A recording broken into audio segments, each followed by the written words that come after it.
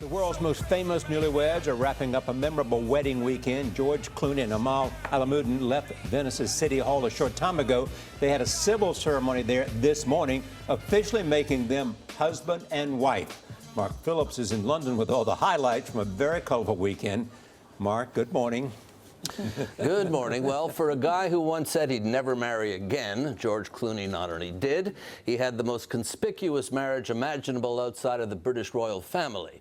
In fact, the House of Windsor could take some publicity pointers from the House of Clooney/Alamuddin. Venice, La Serenissima, they call it, the most serene.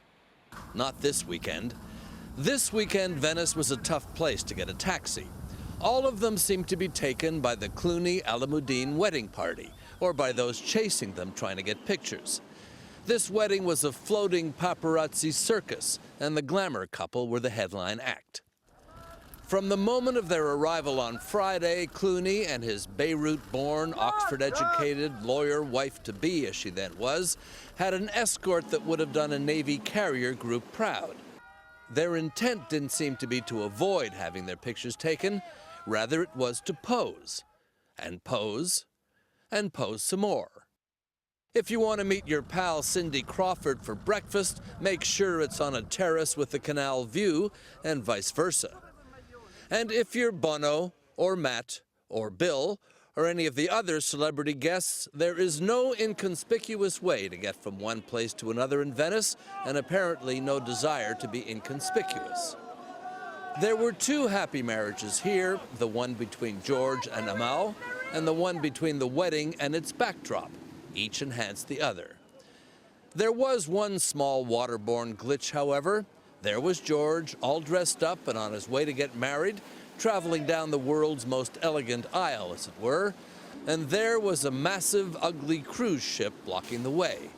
Allowing cruise ships into the lagoon is a great controversy in Venice. Now you know why. So after today's civil ceremony, it's official. Photos of the big glitzy event on Saturday, which was a private affair, have reportedly been sold to a glossy magazine, the proceeds going to charity. It was all a Hollywood PR agent's and the Venice Tourist Board's dream. Gail? I'll say a lot of people still dreaming, yes. Really, a lot of people still dreaming. What were you going to say? Can we just talk about the dress? No, I'm kidding. Yes, Charlie, what did you think of the dress? Well, that's like that one. Yeah, it's very pretty. Well, that's the thing. I mean, I'm eating all this stuff up because we haven't seen the dress. Everything has been top secret. I can't wait to see. But so happy for George, Charlie. Just goes to show you, never say never. Because he swore he would never get married again. I know, dude. It's hard.